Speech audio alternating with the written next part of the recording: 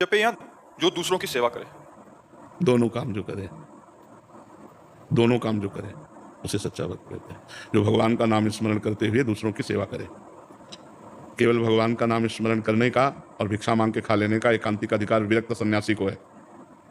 गृहस्थ को चाहिए कि भगवान नाम जप करते हुए समाज की सेवा, व्यापार, नौकरी ये सब करे। केवल व्यापार नौकरी करता है, भगवान का स्मरण नहीं करता तो कर्म बंधन से मुक्त नहीं होगा।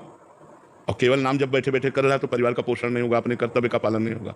तो कर्तव्य का पालन और भगवान का स्मरण एक साथ होना चाहिए। तस्मात् सर्वेषु कालेषु मामनुस्मर युद्ध च, भगवान आदेश करते हैं। युद्ध माने कर्तव्य का पालन, और मामनुस्मर मेरा स्मरण। जो नाम जप करते हुए अपने कर्तव्य का पालन करता है वही उत्तम भक्त है, वही उत्तम साधक है। एकांत में बैठकर निरंतर मन को परमात्मा में लगाना, सब कर्मों से निवृत्त हो जाना, ये तो सन्यासी का लक्षण है। लेकिन गृहस्थ का भगवान नाम स्मरण करते हुए अपने धर्म का, अपने कर्तव्य का, अपनी पदवी का पूर्ण रूप से ईमानदारी से पालन करना, ये भक्त का लक्षण है। समझ पा रहे हैं आप? जैसे आप शुरू से साधना में रहिए, तो मैं कहना चाह रहा हूँ कि कभी आपको भी किसी ने साधना में रहिए तो मैं कहना चाह रहा हूँ कि कभी आपको भी किसी ने निरुत्साहित किया था कि तुम्हारी बस की बात नहीं, जैसे भजन सबसे डिफिकल्ट चीज है पूरे वर्ल्ड में। ऐसों का संग ही नहीं हुआ, हमारा संग हुआ है सिद्ध महापुरुषों का, जो निरंतर ब्रह्माकार भगवताकार, जिनके देखते ही आग लग जाए कि मैं परमात्मा प्राप्ति कैसे करूँ। ऐसा संग ही नहीं हुआ। गंगा किनारे ऐसे लोग थोड़ी मिलते हुआ थे। सिद्धों का गढ़ है, एक से एक भगवत प्राप्त महापुरुषों के दर्शन होते रहे तो एक नई आग जगती रही कि मैं कैसे इस सिद्धावस्था को प्राप्त करूँ, मैं कैसे ब्रह्मबोध प्राप्त करूँ, ये अलग लगी रही। ऐसे लोगों का संग नहीं हुआ भगवान की कृपा से। मेरा प्रश्न मतलब इसमें ये था कि अब जैसे हमें लोग मिलते बड़े हमारे, तो आप बोलते कि सलाह लेनी जरूरी है, क्या करना चाहिए? पढ़ाई के विषय में पूछ रहे हैं महाराज जी कि मतलब कोई निरुत्साहित करे तेरे बस का नहीं है ये बनना।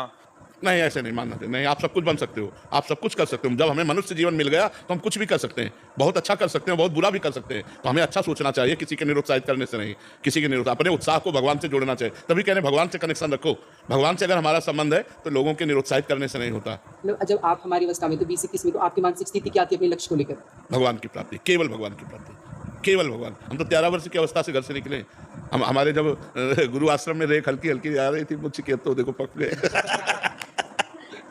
एक ही लक्ष्य था भगवान की प्राप्ति, बस।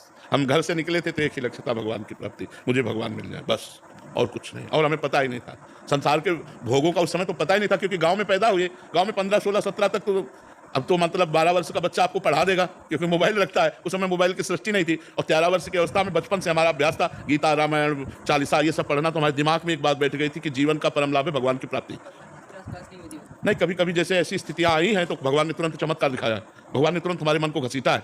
जैसे कई बार निराशा आई कि मतलब ऐसी परिस्थिति, इतना कष्ट सह रहा हूँ फिर भी कुछ अंदर अनुभव में नहीं आ रहा है, बड़े उदास हुए, खिन्न, तो कोई ना कोई संत आ गए और ऐसा उपदेश किया कि एकदम मन में फिर उत्साह हुआ, फिर आगे बढ़े, फिर आगे बढ़े। अब तो कोई ना उत्साह की ना निरुत्साह की, इनका कोई मात्रा नहीं रह गया। अब उत्साह का भी और निरुत्साह का कोई मात्रा नहीं रह गया। चाहे मन विषाद युक्त हो या हर्ष युक्त हो, इससे कोई संबंध नहीं रह गया। अब तो मतलब भगवान की केवल अपार कृपा में डूब रहा हूँ। नहीं तो शरीर को लेकर के अगर हम वर्णन करें तो कष्ट ही कष्ट है। तो हम अब यही तो मजा है मनुष्य जीवन।